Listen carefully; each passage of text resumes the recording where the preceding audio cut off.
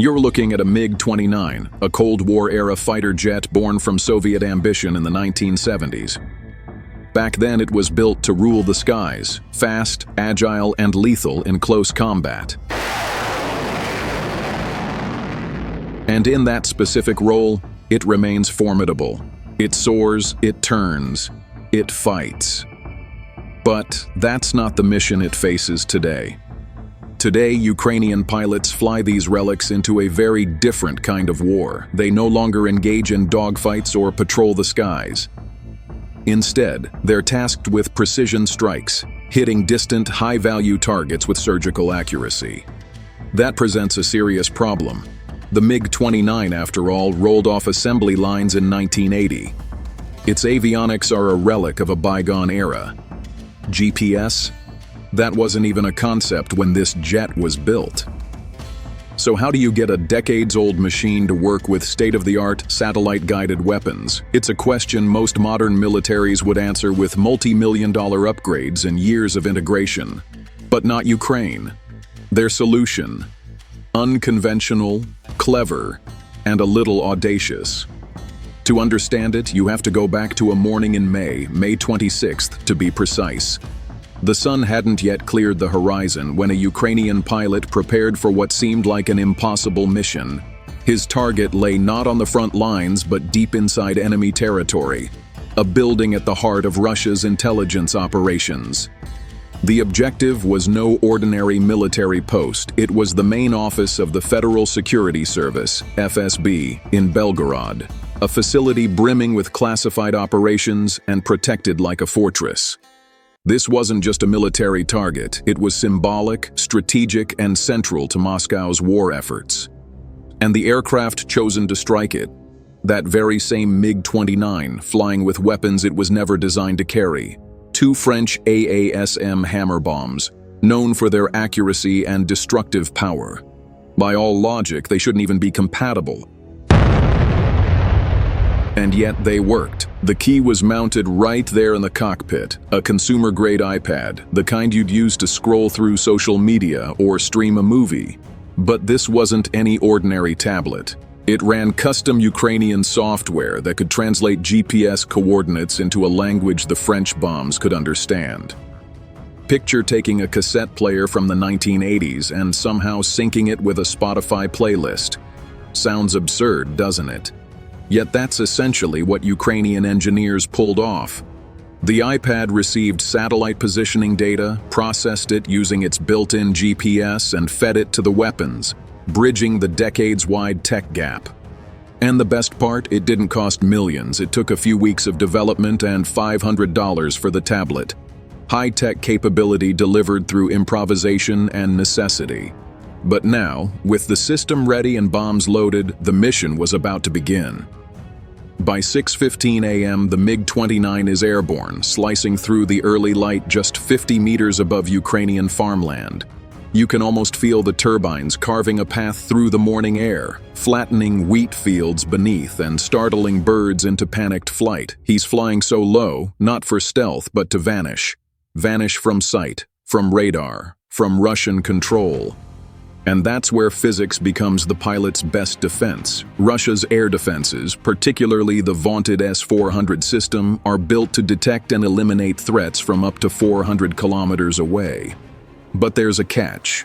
Those defenses rely on line of sight. They can't see through the earth. At 50 meters altitude, a radar on the ground can only detect a target up to 25 kilometers away. So as long as the pilot hugs the terrain, he's effectively invisible.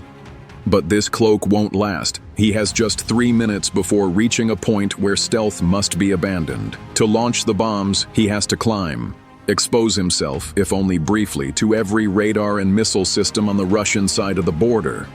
Loaded under his wings are 2 AASM hammer bombs, each a hybrid of bomb and missile, each weighing 250 kilograms. To call them mere bombs is misleading. These are guided weapons, powered by rocket motors, capable of reaching near supersonic speeds. Unlike gravity bombs that simply fall, or gliders that drift with style, the AASM hammer propels itself with force. pushing its range past 70 kilometers and delivering lethal precision. And they aren't cheap. Each one costs more than most homes, but for good reason. These munitions can hit a window-sized target from tens of kilometers away, with a margin of error of just 1 meter. That's what this mission demands. No misses. No second chances.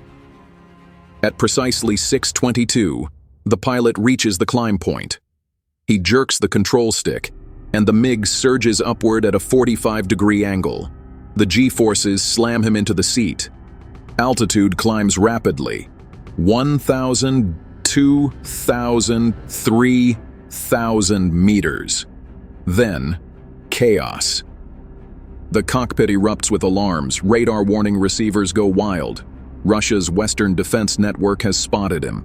The nearest S-400 site in southeastern Belgorod locks its fire control radar onto the MiG. In seconds, that radar will feed the data needed for a missile strike. But the Russians are behind. Their systems weren't designed for this kind of move. Less than 45 seconds remain before they can act. It's not enough. Not for this kind of attack. At 5,000 meters, the launch window opens. The iPad signals confirmation. The pilot releases the payload. 2 jolts rock the aircraft. The AASM bombs detach cleanly, free-falling for an instant before their motors ignite. Flames flashing as they dive forward into their deadly arc. And with that, the MiG rolls inverted and plunges back toward the Earth, trading altitude for speed, racing back into the shadows. As the MiG-29 descends rapidly, its pilot pulls tight into evasive maneuvers, skimming treetops once more. Behind him, the 2 French-guided bombs are now fully alive, propelled by their rocket motors, locked onto coordinates entered not by a $1 million targeting suite, but by a $500 iPad. They follow a ballistic curve, hurtling through the upper atmosphere toward Belgorod. Each second, their onboard GPS systems receive satellite data, while their inertial guidance measures and corrects the smallest deviations. Micro-corrections occur hundreds of times per second, ensuring a flight path that remains brutally precise. The bombs don't just fly. They calculate, adjust, and adapt in real time. The pilot's maneuver, the steep climb and release, is known as toss bombing, a Cold War tactic born in the age of nuclear standoffs. It was designed to let strike aircraft hurl their bombs from afar, then escape without flying directly over the target. The physics are simple in concept. Pitch the nose skyward, release the payload, and let momentum carry the ordnance to its destination. Simple on paper, terrifying in practice, especially when facing a modern air defense system like the S-400. And now, the S-400 responds. Its operators, caught off guard, scramble to intercept. 2 missiles launch from their silos, aimed at the MiG-29, which just moments ago exposed itself on radar like a flare in the night. But the pilot is already gone, back below the radar horizon, slicing through the lowest layers of atmosphere. The interceptor missiles, designed to obliterate high-altitude bombers and slow-moving cruise missiles, soar uselessly overhead. They were too late. Their sensors search for a target that no longer exists in their detection range. Here lies the S-400's fatal flaw. For all its technological brilliance, it suffers from delay. When a threat appears suddenly at low altitude, the system needs time. Time to detect, to track, to lock, to fire. 10 seconds at best. That's all it takes to miss everything. Against a predictable bomber or a known trajectory, that timeline is fine. Against a fighter pulling a toss bomb maneuver from the edge of radar range, it's a disaster. And worse still, the system isn't even designed to stop the bombs. The interceptor missiles are built to destroy aircraft, not precision munitions no larger than a motorcycle. By now, those very bombs are seconds from impact. The FSB officers inside the Belgorod headquarters remain unaware. No warning sirens, no time to react, no concept of what's coming. Invisible in the sky, guided by math, fueled by ingenuity. At exactly 6:27, the first bomb strikes the roof of the intelligence building. The fuse, programmed to delay by 25 milliseconds. gives the warhead just enough time to tear through the structure before detonating. Inside, 87 kilograms of high explosive instantly vaporize, expanding into gas at 8,000 meters per second. Pressure builds, over 200 pounds per square inch, enough to flatten lungs, tear steel, and rupture concrete. But that's just the beginning. The initial blast ignites a chain reaction inside the FSB building. Contained within thick walls, the explosion ricochets violently, creating what physicists call reflected overpressure. Shockwaves bounce from floor to ceiling, amplifying themselves with every surface they strike. This isn't just destruction, it's multiplication. Windows don't merely break, they explode outward, casting razor-sharp shards hundreds of meters through the air. Some are later found embedded in concrete walls 3 city blocks away. Inside, desks and chairs turn into deadly debris. Filing cabinets, once packed with classified Russian intelligence, are shredded into fragments no larger than paper confetti. Then the second bomb arrives. It hits just 0.3 of a second after the first, 20 meters from the initial point of impact. By now, the building's core integrity is already shattered. Structural columns cracked, load-bearing walls gone. What remains is teetering, one final push away from collapse. And that push arrives with devastating precision. The second explosion triggers what engineers call progressive collapse. Floors no longer supported begin to fall, one atop another. The fourth crashes into the third. The fifth piles on. Each floor brings down the next, compounding the momentum, multiplying the force. In under 5 seconds, the 5-story headquarters of Russia's Internal Security Service collapses into itself, reduced to a flaming mound of rubble and secrecy. But the real impact goes far beyond rubble. This wasn't just a building, it was the modern incarnation of the Soviet KGB, the very nerve center of Russian state control in that region. Its destruction wasn't just physical, it was psychological. This marked the first direct attack on Russia's intelligence services since the war began, and more importantly, it happened on Russian soil. That fact alone changes everything. For months, Russia portrayed its special military operation as a remote affair, a war of professionals, fought on foreign ground, far from ordinary Russian lives. But now, with bombs falling on Belgorod, that illusion is shattered.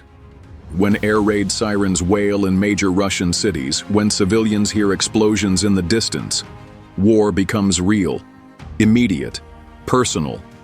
The psychological cost of this strike ripples far beyond the blast radius. This is no accident. Ukraine's strategy is deliberate: force Russia to defend its own land, spend resources at home, and inject fear where there once was distance. It's asymmetry at its most tactical. But beyond the politics and the symbolism, perhaps the most stunning truth is what this operation represents: a transformation in the nature of warfare. Not about who spends the most, but who adapts the fastest. Not about brute strength, but creative execution.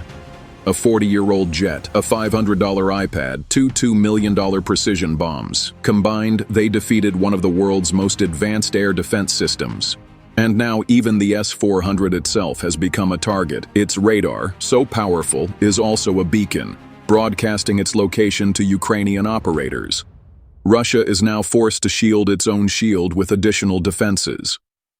This is the new era, an era of asymmetric innovation where software trumps hardware and improvisation rivals investment. And it all began with an iPad strapped to the dashboard of a MiG-29.